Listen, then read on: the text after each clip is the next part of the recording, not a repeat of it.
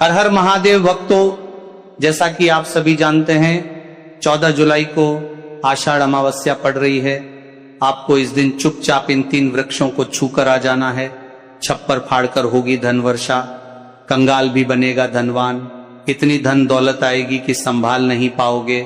जन्मों जन्मांतर की गरीबी तत्काल हो जाएगी दूर। अगर विश्वास नहीं तो 14 जुलाई 2026 आषाढ़ अमावस्या के दिन प्रैक्टिकल करके देख लेना। जी हां भक्तों, आज के इस वीडियो में हम जिन चमत्कारी देव वृक्षों के बारे में बात करने वाले हैं, उन देव वृक्षों में आषाढ़ अमावस्या के दिन स्वयं भगवान विष्णु और माता लक्ष्मी जी का वास होता है। और यह वृक्ष आपके घर के आसपास ही बड़ी आसानी से मिल जाएंगे।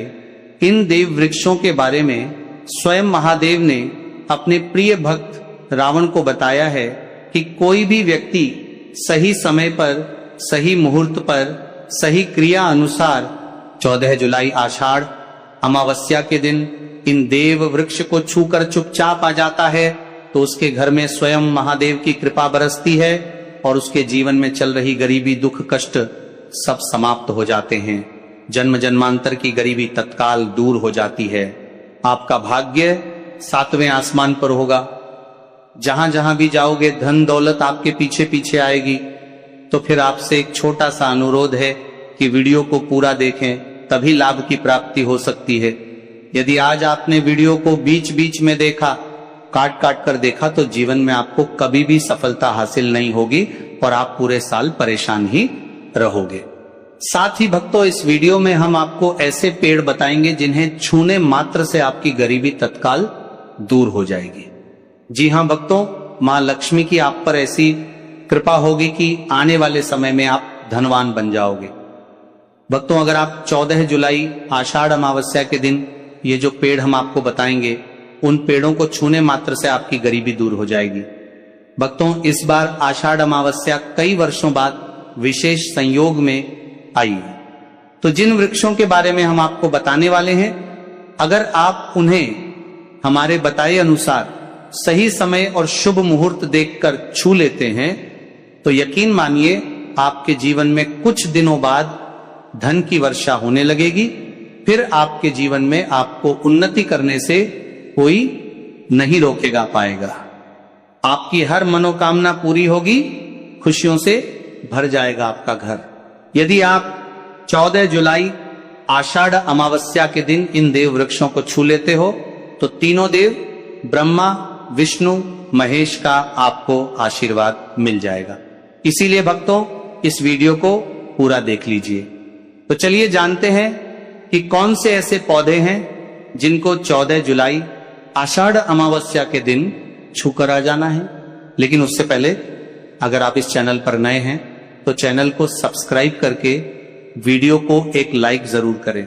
साथ ही आप अपनी राशि या अपने शुभ नाम को कमेंट बॉक्स में जरूर डाल दें, क्योंकि हम आपकी राशि से जुड़ा भाग्य भी बताते हैं और भाग्य में चल रही परेशानियों को तत्काल दूर करने के लिए आसान से आसान उपाय भी बताते हैं। इसीलिए आप अपनी राशि कमेंट बॉक्स में जरूर डाल दें। तो भक्तों, उन चमत्कारी वृक्षों को बताने से पहले हम आपको आषाढ़ अमावस्या के बारे में जानकारी दे देते हैं, ताकि आपको उन देव वृक्षों को छूने के लिए सही शुभ मुहूर्त का पता लग जाए। आषाढ़ अमावस्या तिथि 14 जुलाई को मनाई जाएगी। इस दिन पूजा, स्नान और दान पुण्य करने का सबसे श्रेष्ठ समय, शुभ मुहूर्त सुबह 4:30 बजे से लेकर 10:43 बजे तक रहेगा। इसके अलावा पितरों की पूजा और श्राद्ध तर्पण के लिए अभिजीत मुहूर्त दोपहर 6 बजे से 12:59 बजे तक है।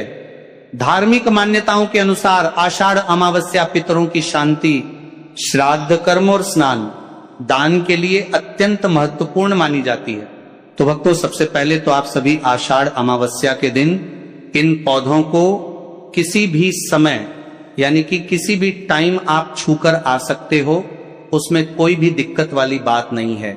चलिए अब हम आपका ज्यादा समय बर्बाद न करते हुए बताते हैं कि आषाढ़ अमावस्या के दिन कौन कौन से पेड़ पौधे को छूना चाहिए। भक्तों, हमारे हिंदू धर्म में देवी माता रानी के अनेक स्वरूप कहे गए हैं, जिसमें वृक्षों को भीमा देवी के स्वरूप कहा जाता है। तो आज हम आप लोगों को ऐसे वृक्ष के बारे में बताएंगे जिनको छूना बेहद शुभकारी बताया गया है। आषाढ़ अमावस्या के दिन इनको छूने मात्र से शत्रु दोष, कर्ज दोष, गरीबी दोष सब समाप्त होते हैं। यह दिन भगवान विष्णु और माता लक्ष्मी को प्रसन्न करने के लिए सबसे उपयुक्त दिन माना जाता है। और इस पावन पर्व में कुछ ऐसे वृक्ष हैं जो कि देव वृक्ष कहे गए हैं। ये देवी के स्वरूप होते हैं, माता काली के स्वरूप होते हैं। और हमारे धर्म में पेड़ पौधे को देवी देवता मान करके हम इनकी पूजा करते हैं और हमें पूजा भी जरूर करनी चाहिए। विज्ञान भी कहता है पेड़ पौधे मनुष्यों को फ्री में प्राणवायु प्रदान करते हैं और पेड़ पौधे हमें ऑक्सीजन देते हैं और हमारे जो कार्बन डाइऑक्साइड होता है उसे ग्रहण करके सभी प्रकार की जितनी भी नकारात्मक चीजें होती हैं उसे अपने अंदर में स्वयं सोख लेता है और हमें ताजगी प्रदान करता है। और आषाढ़ अमावस्या के समय में कुछ ऐसे पेड़ पौधे हमारे धर्म शास्त्र में कहे गए हैं जिनको छूने मात्र से व्यक्ति के बंद किस्मत के ताले खुल जाते हैं, व्यक्ति का सौभाग्य चमक जाता है। हमारे शास्त्रों में पेड़ पौधों को बहुत ही गुणकारी कहा जाता है क्योंकि इनमें साक्षात देवताओं का वास होता है। अनेक बीमारियों का उपचार पेड़ पौधों में ही छुपा है। पेड़ पौधों में कई जड़ी बूटियां पाई जाती हैं और भगवान श्री कृष्ण ने गीता में स्वयं कहा है कि वृक्षों में मैं पीपल का वृक्ष हूं। पीपल के वृक्ष को वृक्षों का राजा कहा जाता है क्योंकि पीपल वृक्ष की जो आयु होती है सबसे ज्यादा होती है, सबसे अत्यधिक होती है। पीपल वृक्ष सर्वशक्तिमान होता है, पूजा पाठ में अत्यधिक इसका महत्व होता है। तो चलिए आज हम आप लोगों को छुए जाने वाले वृक्ष के बारे में बताएंगे। तो कमेंट में हर हर महादेव अवश्य लिख दीजिए क्योंकि जब भगवान भोलेनाथ का नाम लिखा या बोला जाता है तो भगवान भोलेनाथ उस व्यक्ति से बहुत ही जल्दी प्रसन्न हो जाते हैं। भक्तों, हमारे धर्म शास्त्र में अनेक ऐसे वृक्ष हैं जिन्हें कल्याणकारी और मंगलकारी माना गया है। यह वृक्ष केवल पर्यावरण के लिए नहीं बल्कि हमारे जीवन के लिए भी बेहद महत्वपूर्ण होते हैं। खासकर अगर आप इन वृक्षों को छूते हैं तो आपकी सारी परेशानियां, कष्ट, दुख और तकलीफें खत्म हो जाती हैं। इस दिन इन वृक्षों का असर कई गुना बढ़ जाता है। इस दिन शक्ति धरती लोक में आ जाती है और इस दिन हर वस्तु में प्राण और चेतना का संचार होता है। जब यह शक्ति पूरे ब्रह्मांड में फैली होती है तो जितने भी पेड़ पौधे, जीव जंतु और चल वस्तुएं हैं सब में शक्ति जागृत हो जाती है। इस विशेष समय में अगर आप देवी स्वरूप कहे गए पेड़ पौधों को जाकर छू लेते हैं तो आपके जीवन के सारे दुख, कष्ट, रोग और परेशानियां समाप्त हो जाती है। खासकर काल सर्प दोष, मंगल दोष, शनि दोष और राहु दोष जैसी समस्याएं तत्काल अपना असर छोड़ देती है और पूरी तरह समाज समाप्त हो जाती है। भक्तों, आज हम आपको 4 से 5 देव वृक्षों के बारे में बताने वाले हैं जिन्हें हमारे धर्म शास्त्र में बहुत महत्वपूर्ण माना गया है।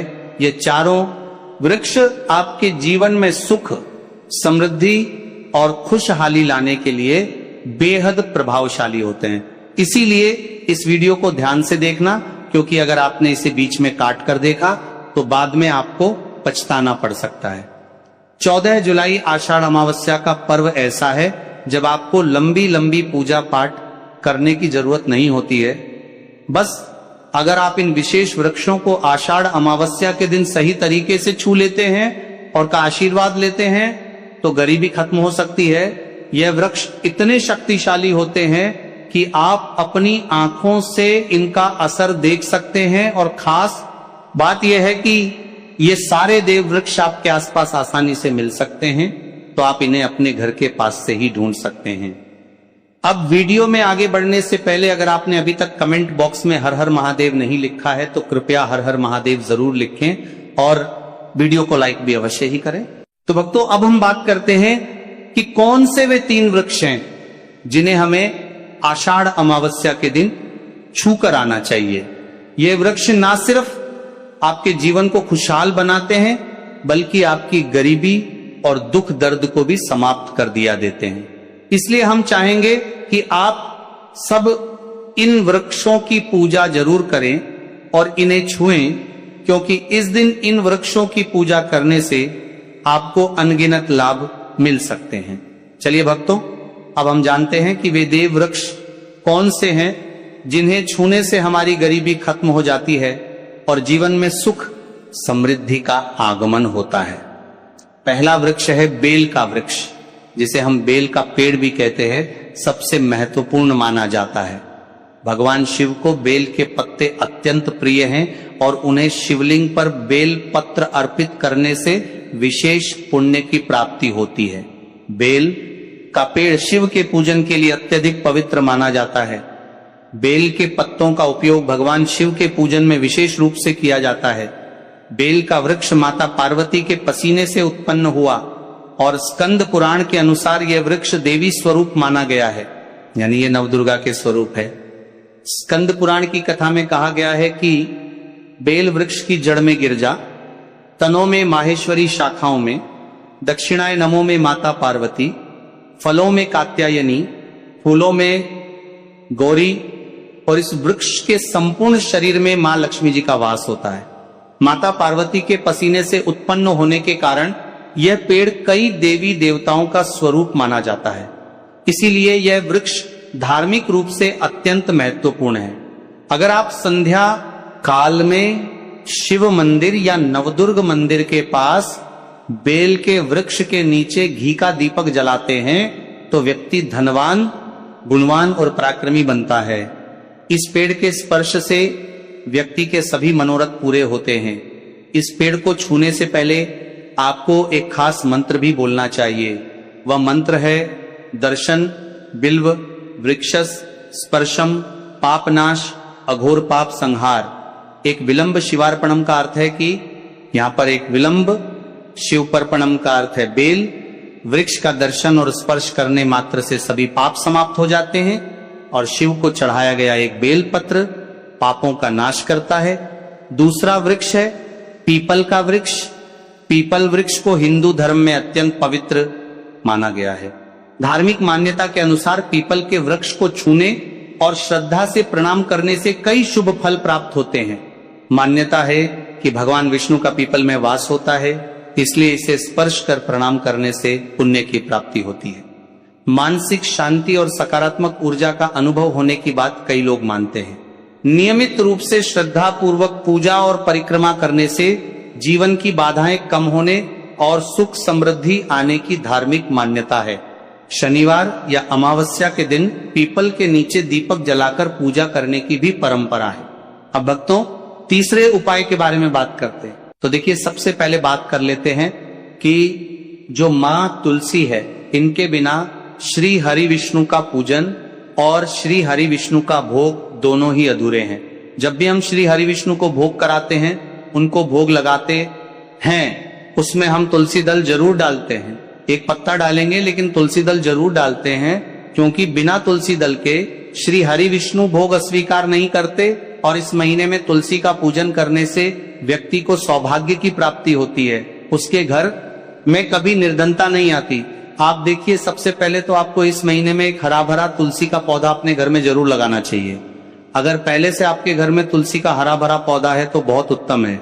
अगर नहीं है तो इसके महीने में तुलसी जी का पौधा आप जरूर लेकर आए, क्योंकि यह सबसे श्रेष्ठ महीना है तुलसी के पौधे को अपने घर लाकर लगाने के लिए।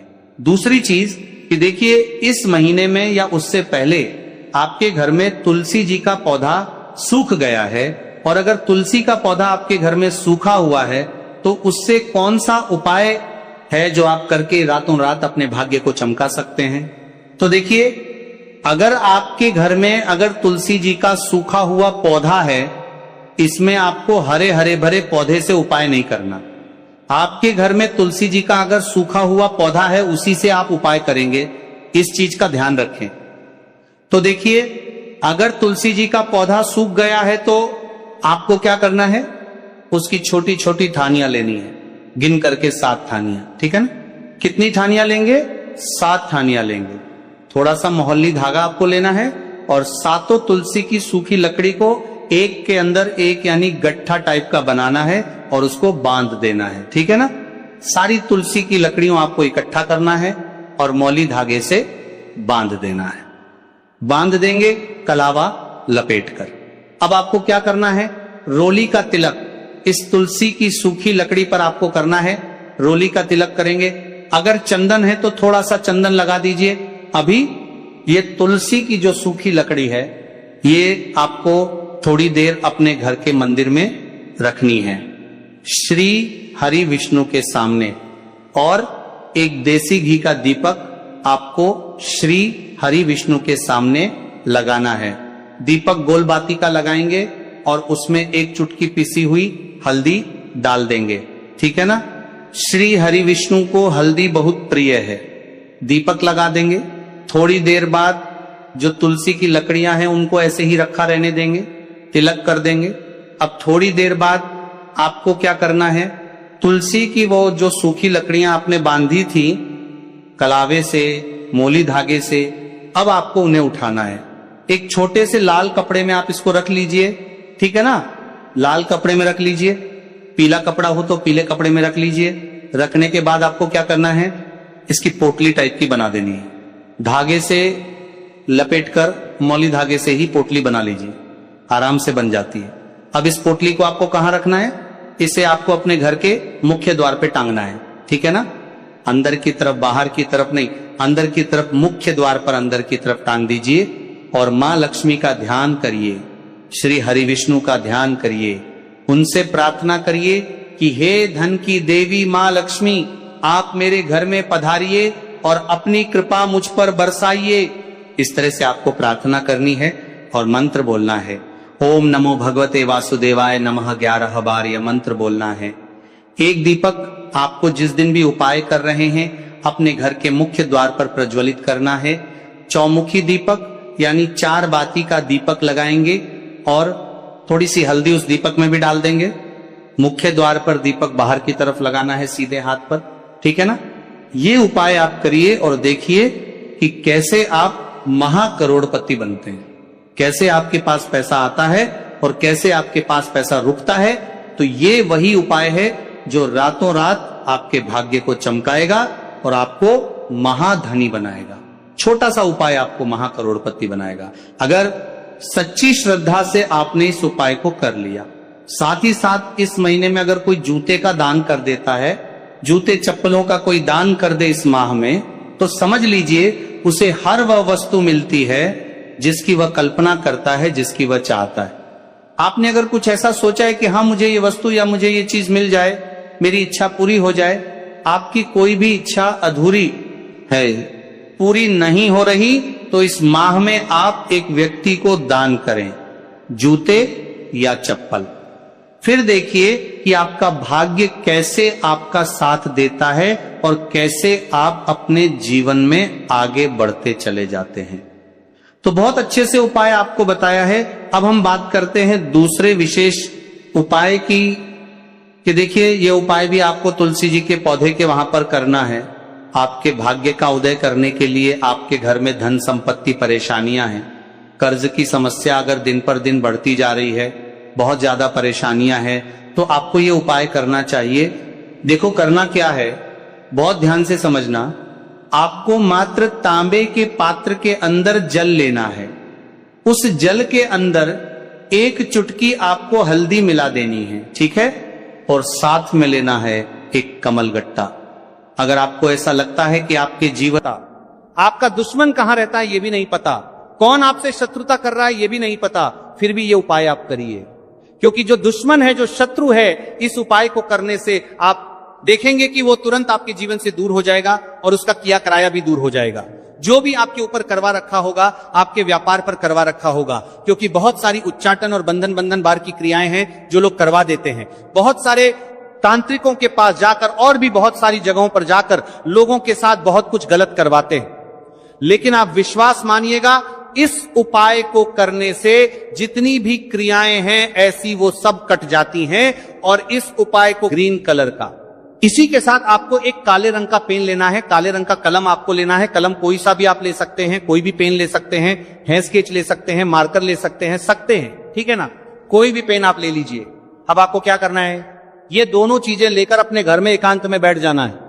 जहां इस उपाय को करते समय आपको कोई रोके टोके ना आए, ना ऐसी जगह पर करेंगे, चाहे कमरा है आपके घर में ऐसा या कोई भी गैलरी बरामदा, जहां इस उपाय को आप करें और आपको कोई रोके टटोके ना। भले ही उपाय के बारे में सबको पता है आपके घर में, फिर भी उस समय कोई आपको डिस्टर्ब ना करे, है ना, इस तरीके से आपको उपाय करना है। तो देखिए, सबसे पहले नींबू आपने क्या करना है, नींबू पकड़ना है हाथ में और काले रंग के पेन से इस नींबू के ऊपर अपने दुश्मन का, अपने शत्रु का नाम लिख देना है। अब बहुत सारे लोग कहेंगे कि हमें तो ऐसे ऐसे शत्रु हैं हमारे जीवन में जो गुप्त हैं, जिनको हम जानते भी नहीं, उनका नाम कैसे लिखेंगे। तो देखिए, अगर शत्रु का नाम ही नहीं जानते, ये भी नहीं जानते कि कितने शत्रु हैं, तो केवल आप उस नींबू पर शत्रु लिख दें। देखिए, जब आप केवल शत्रु लिखते हैं ना, इससे आपके सारे दुश्मन, सारे शत्रु ही परास्त हो जाते हैं, सभी के सभी का सफाया हो जाता है। तो नींबू के ऊपर केवल शत्रु लिखेंगे और फिर इसे आपको काले रंग के कपड़े में रख देना है। शत्रु लिखने के बाद या शत्रु का नाम लिखने के बाद काले कपड़े में रख देना है और 3 बार आपको बोलना है, मेरा शत्रु परास्त हो, मेरा शत्रु परास्त हो, मेरा शत्रु परास्त हो। इसके बाद आपको क्या करना है, काले कपड़े में इस नींबू को रख के इसे बांध लेंगे, पड़तालू पोटली टाइप की बना लेंगे। और जहां कहीं भी आपको थोड़ी सी मिट्टी दिख जाए, आपके घर के बाहर कहीं भी आपको लगे कि हाँ, यहाँ कच्ची मिट्टी है, यहाँ खुदाई हो सकती, वहां छोटा सा गड्ढा कर ले, घर से कोई चीज लेकर जाएं और उस गड्ढे में इस नींबू को आपको रख देना है और मिट्टी अच्छे से ढक देंगे कि नींबू बिल्कुल दिखे ना। यह उपाय शाम के समय का है, मतलब जब सूरज छिप जाता है उसके बाद कभी भी आपको यह उपाय